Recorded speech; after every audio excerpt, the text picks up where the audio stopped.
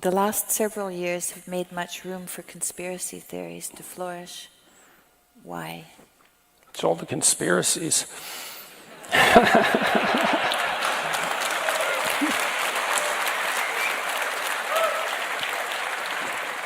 Well, it's. I think isolation has something to do with it.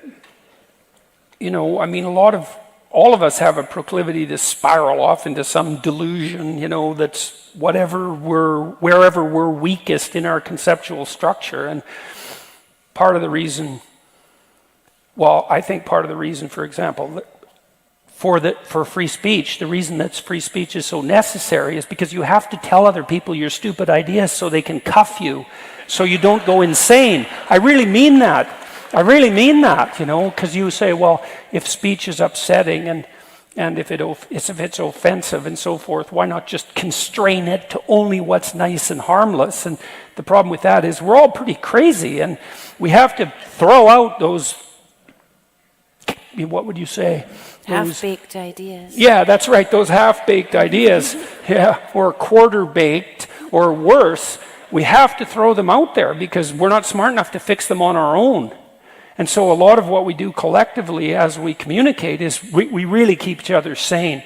And that's part of the reason why a good marriage can be a good thing. It's like, you're half crazy and so is your wife or your husband, but if you put the two of you together, you're approximately one sane thing. And that's,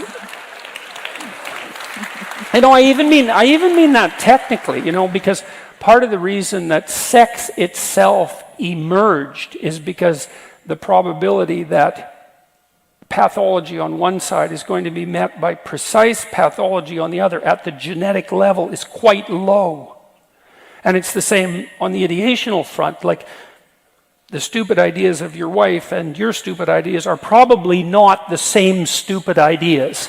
And so you can, and then you hit a difficulty in your life together and you have to argue about what to do about it, which is, annoying for both of you and difficult. But I think if you're both honest about it and you communicate, then the probability that out of that you'll generate a solution that's better than either of you would have done on your own, and that's not a mere compromise, but actually a better third path, it's very high.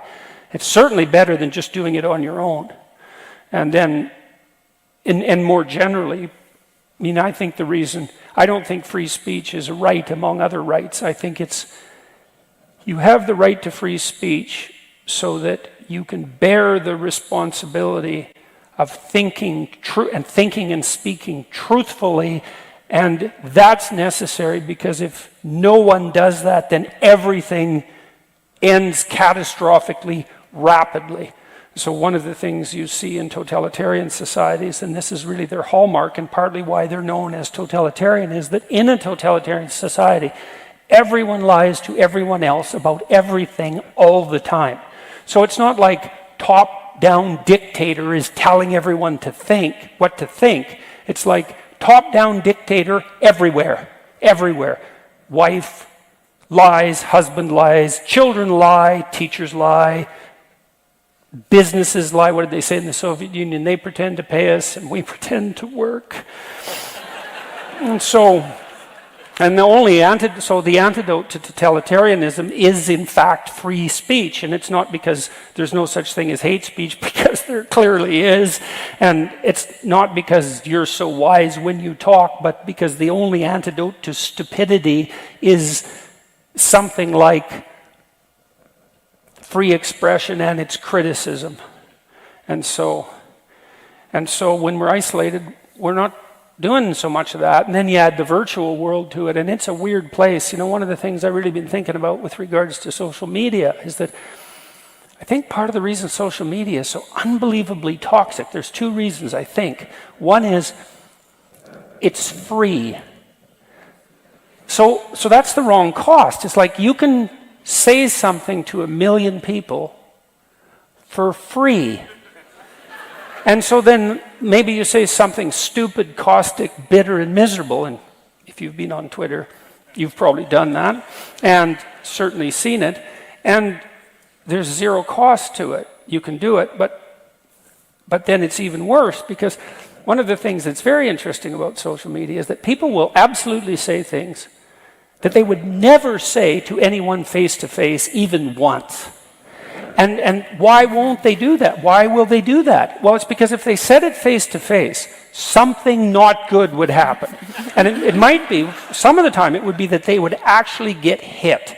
But even if that didn't happen, and we could say, although I don't believe this, even though that might be inexcusable to react physically like that, and I don't believe it is, by the way, but we'll say it is for the sake of argument, there should still be some cost, right? So the person you met face-to-face is like they indicate their displeasure, and at least you bloody well see that.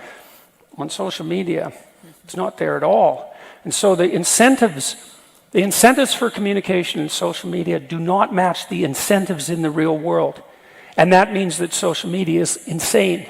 There's an insanity about it because there is behavior that won't work that isn't met with opposition. And so you can spin off, and that's not good.